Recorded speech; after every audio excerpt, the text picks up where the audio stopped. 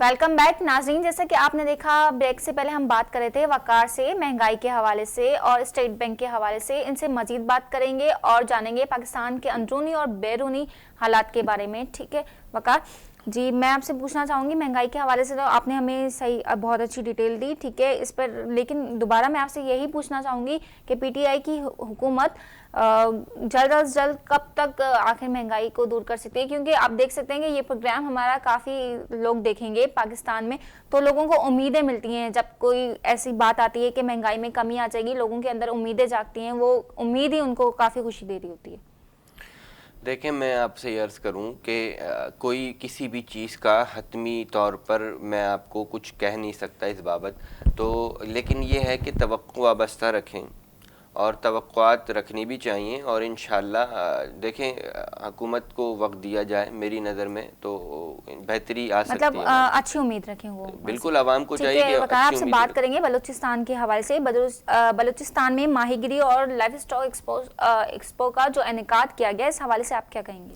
देखें, बलूचिस्तान की 70% आबादी देही इलाकों में रहती है और उनका ज़्यादातर जो एक ज़रिया माश है माल मवेशी और इस तरह का वो कारोबार करते हैं। और बलूचिस्तान के जितने भी साहिली एरियाज़ हैं वहाँ पर टनों के हिसाब से माल मवेशी और मछलियों की पैदावार की गुंजाइश मौजूद है। और जो हमारे दीगर एरियाज़ हैं वहाँ पर माल मवेशी पाल कर ना सिर्फ मुल्क की ज़रूरियात को पूरा किया जा सकता है, बल्कि उनको बरामद करके ज़र मुबादला कसीर कमाया भी जा सकता है। और इस तरह की अब हुकूमत ने वहाँ पर एक वर्क करवाई है, गवर्नमेंट ने लाइफ स्टॉक के हवाले से वर्कशॉप करवाई है और उसमें इन्होंने अपने लाइफ स्टॉक भी लेकर आए उन बाज़ार में फ़रोख्त के लिए। और ये लोगों का रोज़गार का ज़रिया है और हुकूमत को इस तरह के प्रोग्रामात मज़ीद कराने चाहिए ताकि लोग। क्या बलूचिस्तान की जो गुर्बत है वो ख़त्म हो सकती है? मैं ये नहीं कहता कि पूरी काबू पाया जा सकता है गुर्बत पर, लेकिन बेरोज़गारी तो कुछ हद तक कमी आएगी। और जब जिस तरह बेरोज़गारी में कमी आएगी तो बहुत सारे मामलात पर जो है कि हम काबू पा सकते हैं। सही। सूबा बलूचिस्तान की हुकूमत के पास जो तरक्की की हिकमत अमली है, इस पर आप क्या कहेंगे? देखें, सूबाई हुकूमत जो बलूचिस्तान की है उसके और वजारत पैदावार के माबैन एक मुआहदा हुआ है शिप यार्ड के क़याम का। और वज़ीर आला बलूचिस्तान जाम कमाल के मुताबिक उन्होंने इस प्रोजेक्ट को, इस शिप यार्ड को एक नादिर मौका सूबे की आवाम के लिए करार दिया। और वे कहते हैं कि इसके क़याम से लोगों को रोज़गार मिलेगा, ये खुशहाली का ज़ामिन बनेगा ये प्रोजेक्ट, और बेरोज़गारी का ख़ात्मा होगा। और इस प्रोजेक्ट के क़याम के बाद लोगों के जो मसले मसाइल हैं बेशतर उस पर काबू पा लिया जाएगा। सूबाई हुकूमत ने जो एहतमाम किया, सदर मुमलिकत डॉक्टर आरिफ अलवी ने इफ्तिताह की, इस पे आप क्या कहेंगे? 60 से ज़ायद कंपनियां, मुल्की और गैर मुल्की कंपनियों ने स्टॉल्स लगाए, जानवर भी इसमें लाए गए। तो इससे अब तक आपको क्या फ़ायदा दिखाई दे रहा है कि मज़ीद मतलब ऐसे ही हर हफ्ते के दौरान स्टॉल लगाए जाएंगे?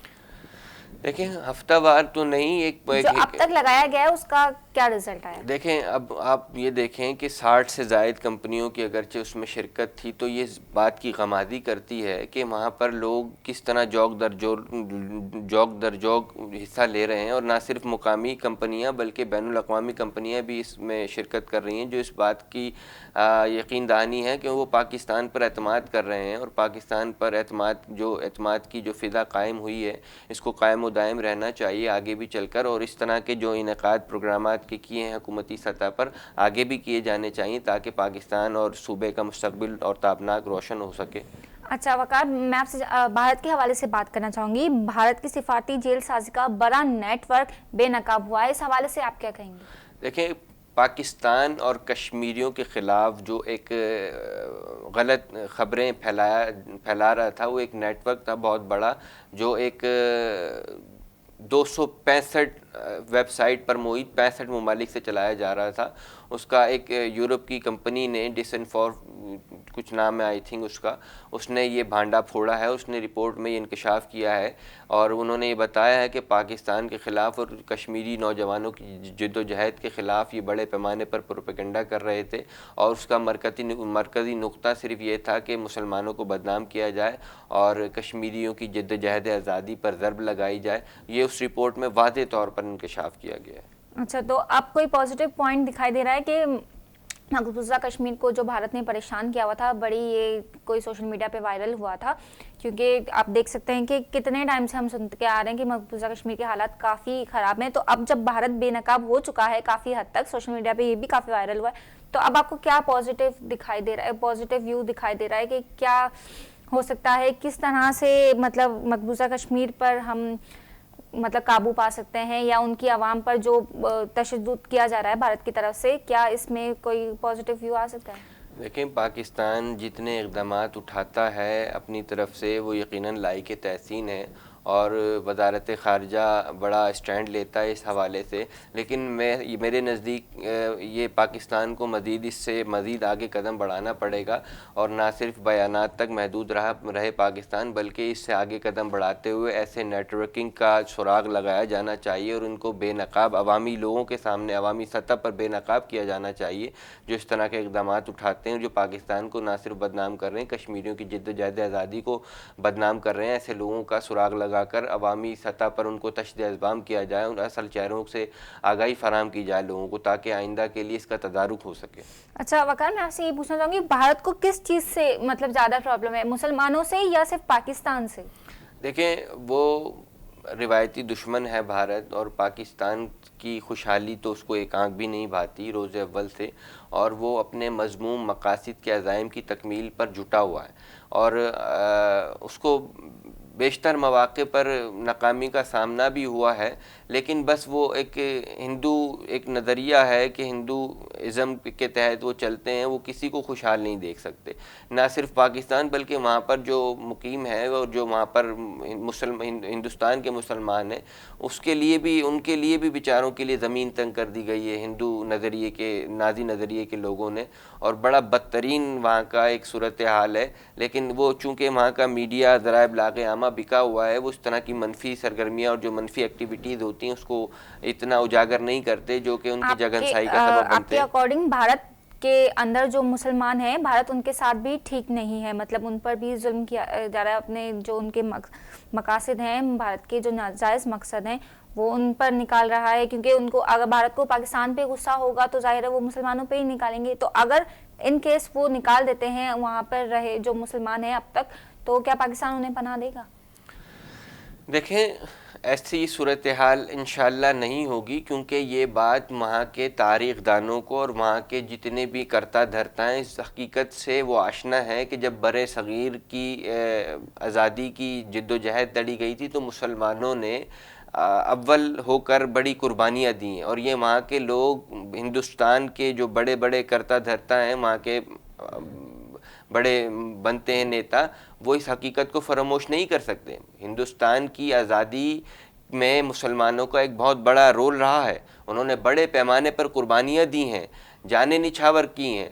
लेकिन जो मुसलमानों पर जुल्म हो रहे हैं, जैसे कि आप देख सकते हैं मीडिया पे, तो आपने देखा ही होगा, सोशल मीडिया पे भी देखा होगा किस तरह बेवजह लोगों को मार दिया जाता है। वहाँ पे जो नमाज पढ़ रहे होते हैं उन्हें पीछे से मार दिया जाता है, बच्चियों के साथ ज्यादती की जाती है, बच्चियाँ स्कूल नहीं जा सकती, मदरसा नहीं जा सकती।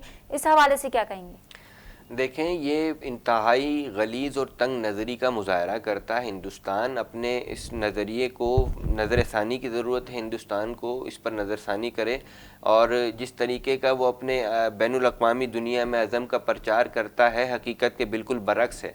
आप ये देखें कि हिंदुस्तान में न सिर्फ लोगों के साथ बदतर सलूक किया जा रहा है, मुसलमानों के साथ ख़ासकर वहाँ नमाज़ें नहीं पढ़ने दी जाती, और बुरखापोश ख़वातीन जो होती हैं बेचारी, उनके साथ वो उनको तानाज़नी करते हैं उनके साथ, और उनको बुरे बुरे अलक़ाबात से नवाजते हैं। ये तंग नज़री की अलामत है।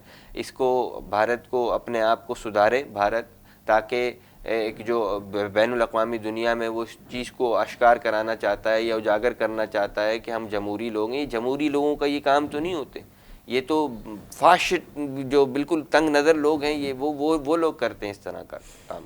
ठीक है, लेकिन सारे लोग एक जैसे तो नहीं होते ना। भारत में काफ़ी हद तक मैंने देखा है कि लोग ऐसे भी हैं जो मुसलमानों को सपोर्ट करें हिंदू होने के बावजूद।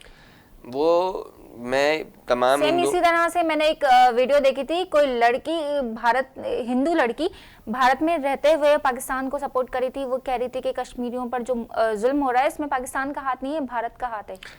बिल्कुल उनमें इंसानियत ज़िंदा है।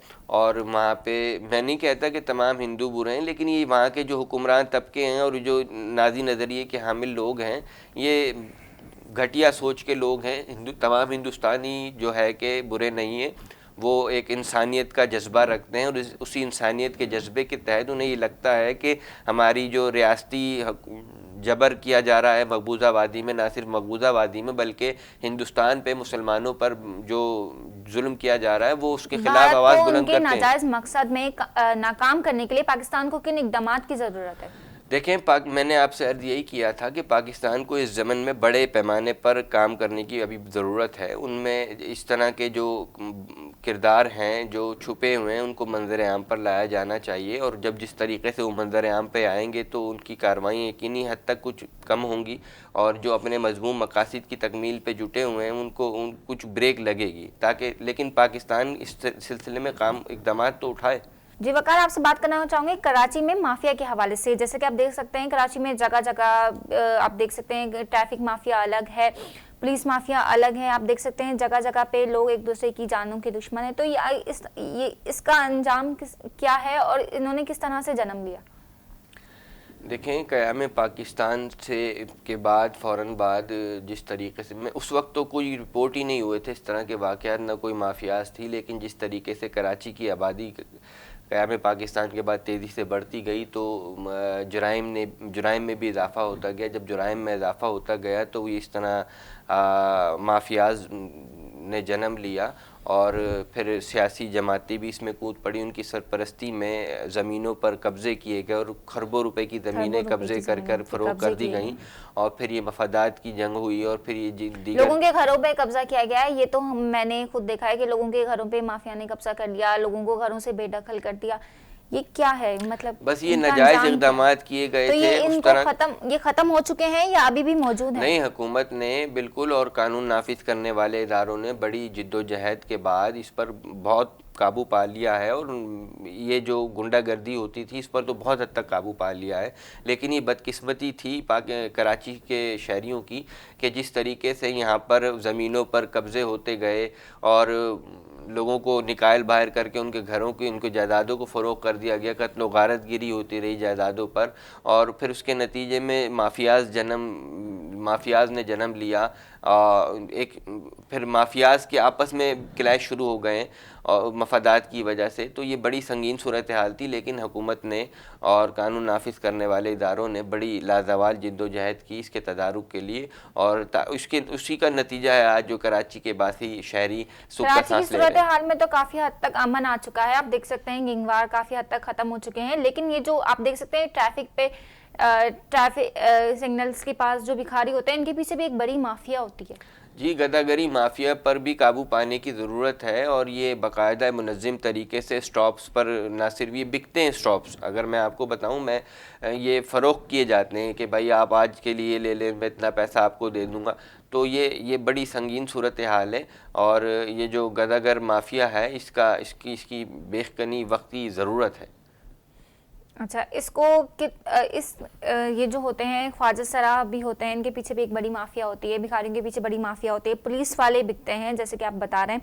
तो इस चीज़ को हुकूमत क्यों नहीं कंट्रोल करी? जैसे कि मैंने आपको बताया गैंगवार को काफ़ी हद तक हुकूमत कंट्रोल कर चुकी है, लेकिन इस चीज़ को अब तक कंट्रोल में नहीं लाया। हम मतलब आवाम क्या करे? अगर एक बंदे पे अगर किसी को तरस आए, जैसे किसी भिखारी पे तरस आए और वो मतलब बिका हुआ हो, तो ये तो नाजायज़ है ना? देखें, ये जो गदागर माफिया है, बड़ी इनकी एक सूरत हाल मैं आपको बताऊं कि एक फ़कीर को अगर आप तरस खाकर कुछ पैसा दे देते हैं जो जायज़ हकीकी मायने में वो मुस्तहिक है इमदाद का या किसी भी चीज़ का, तो आप उसको दें, आप उसकी इमदाद करें, तो पीछे उसको देख 3, 4, 5, 6 गदागर आ जाएंगे और आपके आगे हाथ फैलाना शुरू कर देंगे। तो बड़ा बुरा सा महसूस होता है उस आलम में। तो ये हुकूमत इस तरह मुजरिमाना गफलत का इर्तिकाब करे, चश्मे पोशी बरत कर हुकूमत इस तरफ तवज्जो दे। ये जो मुताल्लिका मिनिस्ट्रीज़ है, ये जो उसको अपने ज़िम्मेदारी का एहसास होना चाहिए और वो गदागर माफिया के ख़िलाफ़ क्रैकडाउन को यकीनी बनाए, ताकि ये जो एक संगीन सूरत हाल पब्लिक मुकामात पर आवाम फेस करती है, इसका कुछ मुनासिब हल निकले। सूबा सिंध में क्या इंतज़ामी तब्दीलियाँ लाई जा सकती हैं मज़ीद? देखें, सूबा सिंध के जो वज़ीर आला हैं जनाब मुराद अली शाह साहब बड़े ताकतवर वज़ीर आला हैं और उन्होंने असम्बली में कानून साजी करके गवर्नर के जो इख्तियारात थे वो ख़ुद हासिल कर लिए हैं। गवर्नर के पास मिसाल के तौर पर इख्तियार होता था चांसलर्स की तकर्रुरी का, वो भी वज़ीर आला ने अपने पास रख लिया है।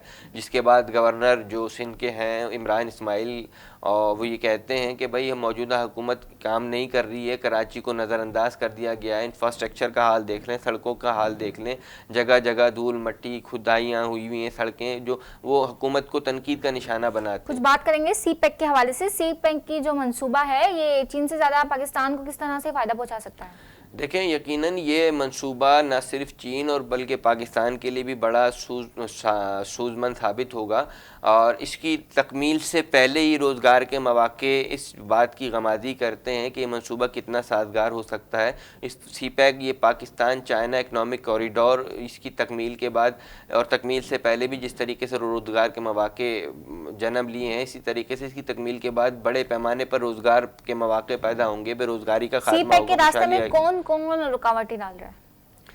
देखें, आपको मैं बताता चलूँ, 8 अगस्त 2018 को हलफ उठाने वाले इमरान खान साहब और उन्हीं के मुशीर हैं अब्दुल रज़ाक दाऊद साहब, उन्होंने इस मंसूबे पर नज़रसानी की बात करके आलमी दुनिया को मौका फ़राहम किया और जिसकी वजह से बैनुल-अक़वामी दुनिया में अमरीका में और दीगर ममालिक हैं जो खैर ख्वाह नहीं थे पाकिस्तान के, उन्होंने हुर्ज़ासराई की, जहर उगला पाक चाइना इकनॉमिक कॉरिडोर पर। तो लेकिन आप ये देखें कि ना सिर्फ जो एक वहाँ की क़यादत थी चीनी बड़े तदब्बुर के साथ, हमारे पास टाइम बड़ा कम है तो मैं आपसे ये भी जानना चाहूँगी कि सिपह सलार के मियार में तोसी का मामला कब तक पहुँचेगा? देखें, ये तो मेरे ख़याल में अदालत के दरवाजे तक पहुंचना ही नहीं चाहिए था। सिपह सलार की जो मुद्दत मुलाज़मत में तोसी का मामला था, ये तो बड़ी खुश उसलूबी से हुस्न सलूक के साथ ये मामला हल हो जाना चाहिए था, क्योंकि ये इसका बराह रास्त ताल्लुक़ मुल्क की सलामती का और तकरीम के साथ जुड़ा हुआ होता है। लेकिन बदकिस्मती से ये मामला अदालत के पास चला गया और अदालत ने मुद्दत मुलाज़मत में हुकूमत को 6 माह की तोसी अपोजिशन जमातों के पास रहनुमा दबे दबे अल्फाजों में इन हाउस तब्दीलियों का इशारा दे रहे हैं। जी बिल्कुल, पीपल्स पार्टी और मुस्लिम लीग नून की आरज़ू है ये कि भाई इन हाउस तब्दीली हो, लेकिन इस तरह के कोई अभी सूरत हाल ज़मीनी हक़ाइक़ तो नहीं बता रहे कि कुछ मुमकिन हो सकता है, लेकिन इनकी आरज़ुएँ हैं, इनकी ख्वाहिशें हैं कि इन हाउस तब्दीली लाई जा सके और वो इस सिलसिले में। इमरान खान को कौन खतरा समझता है? मेरे नज़दीक एक इंटरव्यू गुजरा था और उसके मुताबिक जो पाकिस्तान मुस्लिम लीग नून के जनरल सेक्रेटरी हैं हसन इकबाल साहब, उन्होंने एक इंटरव्यू के दौरान ये कहा था कि ये इमरान खान इस मुल्क के लिए सबसे बड़ा ख़तरा है। वो इसको समझते हैं, वो कहते हैं कि PTI की हुकूमत ने हमारे जो एक बीमारी गलत फहमी की पैदा कर दी है माशरे में, ये उनको ख़तरा समझते हैं और वो कहते हैं कि उनकी पॉलिसी मुल्क के ख़िलाफ़ है और उनकी जो माशी पॉलिसी है वो किसी भी तौर पर काबिल अमल नहीं है। उसके नतीजे में मईशत तबाह हो रही है, गुर्बत। हमारे पास टाइम बड़ा कम है तो मैं आपसे जानना चाहूँगी, साबिक़ वज़ीर-ए-आज़म नवाज शरीफ की वापसी कब तक हो सकती है पाकिस्तान? मुस्लिम लीगी रहनुमाओं के मुताबिक वो ये कहते हैं कि हम तो दुआ गो हैं कि जल्द अज जल्द हमारे कायद सेहतियाब होकर मुल्क वापस आएँ और इंशाअल्लाह जिन्होंने माजी में केसेस का सामना किया आइंदा भी वो करके साबित कदम रहेंगे और वो दुआ गो हैं। लेकिन उस हवाले से बड़ी एक मनफी अफवाहें जन्म ले रही हैं हमारे मुल्क में, लेकिन जो उनके रहनुमा हैं उनकी जमात के, वो ये तवक्को करते हैं कि इंशाअल्लाह जल्द अज जल्द, वो दुआ गो हैं कि वो सेहतियाब हों। सबसे पहले तो उनकी सेहतियाबी ज़रूरी है और इंशाअल्लाह। कुछ बात करना चाहूँगी आपके हमारे पड़ोसी ममालिक के बारे में। बरतानिया का शाही ख़ानदान किन मुश्किलात में घिरा हुआ है? ये जो वहाँ के शहज़ादे हैं मलिका एलिज़ाबेथ के साहबजादे प्रिंस एंड्रियो, इनके ये एक स्कैंडल में जिनसी उसमें फंसे हुए हैं और उसके नतीजे में शाही ख़ानदान को बड़े मसाइल का सामना करना पड़ रहा है। और लेकिन उनकी तरफ से तो इस चीज़ की नफ़ी की जाती रही है हर मौके पर कि मैं ऐसे जिनसी कोई खुदा न खास्ता मुलविस नहीं हूँ, लेकिन हकीकत इसके बरक्स है। हम उनसे पूछ रहे हैं, वहाँ की जो शाही ख़ानदान से सवालात के ताबड़तोड़ हमले उन पर हो रहे हैं। जी वकार, बहुत बहुत शुक्रिया, आपने हमें अपना कीमती वक्त दिया। नेक्स्ट टाइम इंशाल्लाह आपको फिर ज्वाइन करेंगे, आपसे मज़ीद तफसीलात लेंगे। आज तो हमारा टाइम खत्म हो चुका है, बातें हमारी खत्म हुई नहीं। नेक्स्ट टाइम इंशाल्लाह दोबारा से आपको ज्वाइन करेंगे। नाज़रीन, जैसा कि आपने देखा हम वकार से बात कर रहे थे, किस तरह हमने पाकिस्तान और बैरून ममालिक के हवाले से आपको आगाही दी, सियासत के हवाले से उनके पीछे छुपी गई हकीकत क्या है। मज़ीद आज हमारे पास टाइम कम है, नेक्स्ट टाइम आपको मज़ीद इस हवाले से आगाही देंगे, पूरी तफसीलात देंगे इंशाल्लाह। फिलवक्त मुझे दीजिए इजाज़त, अल्लाह हाफिज़।